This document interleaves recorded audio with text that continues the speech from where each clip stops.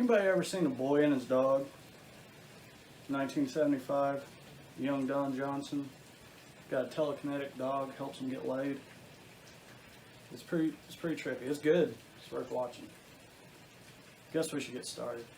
Ladies and gentlemen, boys and girls, children of all ages, freaks and geeks, trolls and derps alike. Welcome all. I am Mullet Mike from the Battle Gaming Network and Fullscreen, bringing you not just creepy gaming, but a creepy gaming Halloween special. You like my costume? You know what I'm dressed up as this year? Desperate YouTuber.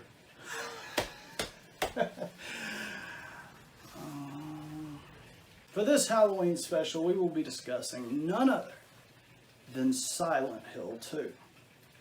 Should come as no surprise, but we're having us a little bit of a double feature, folks. The way we're going to do this is in this first part, I'm just going to kind of give a brief spoiler-free review of the game, and then in the second part, me and a buddy of mine, Neko Run from Deep Game Research, is really going to dig into some of the most disturbing, semi-spoilerish moments of Silent Hill 2. Now, there's no secret that me and the company that actually owns the rights to Silent Hill, we don't always see eye to eye. We always don't get along, and that's okay. Because you know what? This isn't about them. This is about you wonderful people, and this is about Team Silent, the developers who worked so hard to bring us this masterpiece. So, without any further ado, let's just dive right in, my babies. You know what's coming up. You know which part's coming up. Turn the lights down and the volume up as we journey into some creepy gaming.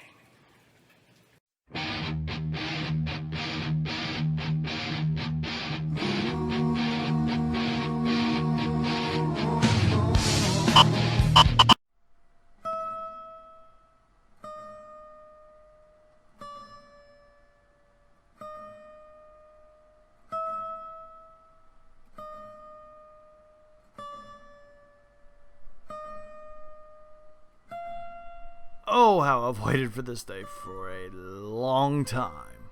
Silent Hill 2. Arguably one of the best psychological horror games of all time. Some people say that sequels aren't as good as the original, but that's usually not the case in the video game world. Typically, a lot of sequels are better because they take the popular aspects of the first game and expand upon them. Developed by Team Silent, the game was originally released on the PlayStation 2 and then later ported to several other consoles. This titular sequel was released in 2001 to critical and commercial success almost immediately.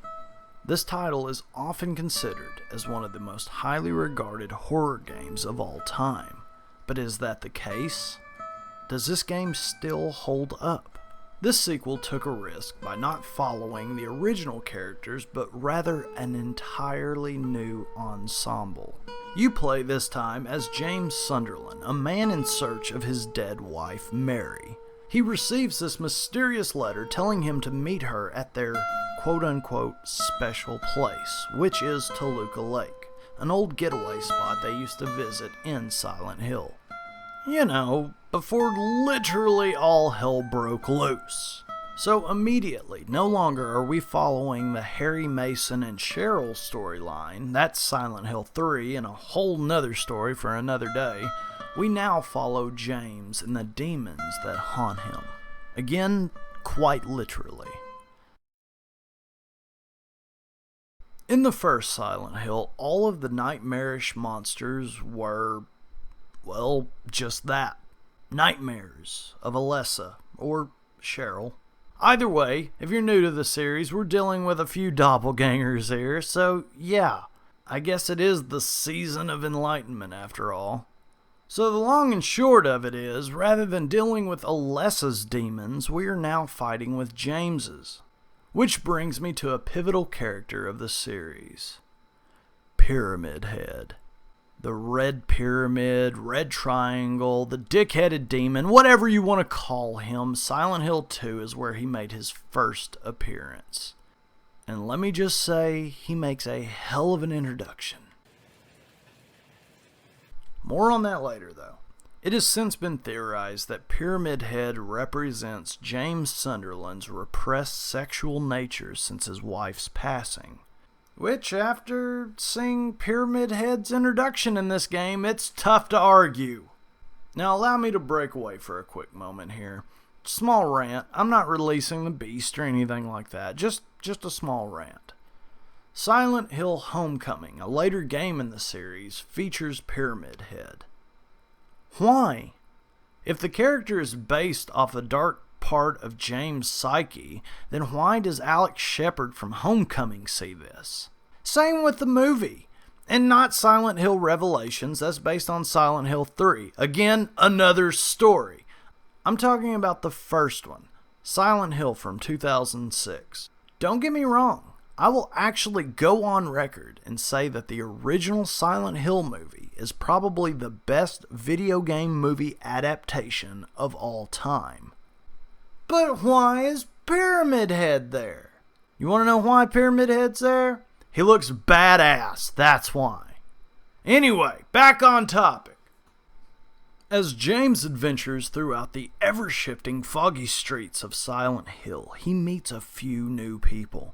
He runs across a poor young woman, Angela, who has understandable daddy issues. She's actually come to Silent Hill to look for her mother, just as James looks for his wife. Her character acts as your one solid foot in reality in an otherwise upside-down world. You'll also encounter Eddie, who is by far one of the more intriguing human characters with a dark past of his own. A strange little girl named Laura, and a mysterious doppelganger of your dead wife, named not Mary, but Maria. Everybody still following along? Good. Much like the last game, the quest takes you from one strange location in Silent Hill to another, ranging from the apartment complex, the hospital, and eventually the Lakeview Hotel. One location is just as scary as the next. This game did everything right from the original Silent Hill and grew upon its lore.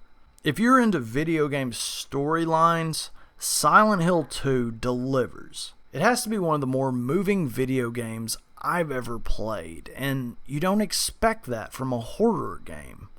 I remember replaying this game a few years back. I was married at the time, and I just remember putting myself in James's shoes. How would I feel? What would I have done in those situations? It really struck a nerve, and that's what great psychological thrillers should do. In addition to the well-written introspective storyline, Akira Yamaoka returned for the game's haunting musical score. Most gamers agree, Yamaoka's music set the perfect tone for the foggy little town of Silent Hill. Masahiro Ito also returned to design the nightmare-inducing creatures. Ito designed the monsters from the first game, so his return along with Yamaoka's were well received. I touched on it in my review for the first game, but I'll elaborate more here.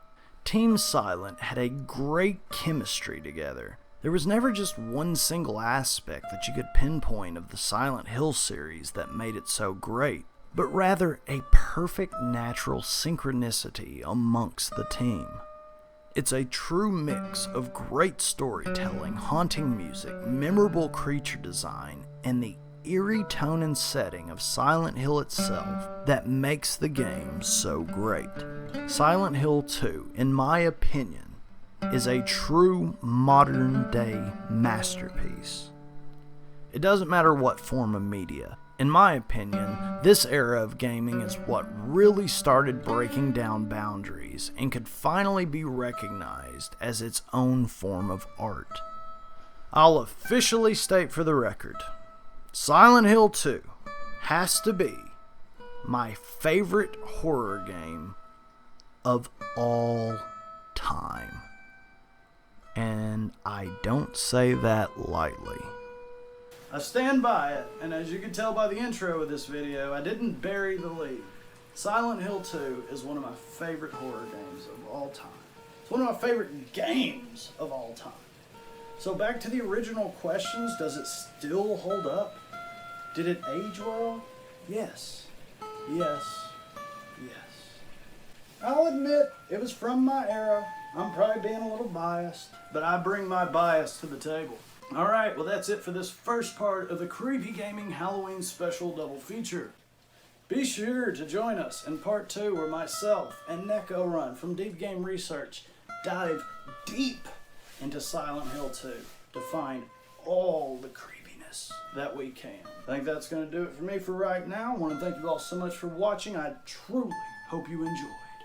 I am Mullet Mike with the pedal and full screen saying, stay creepy. Thanks for watching. Peace.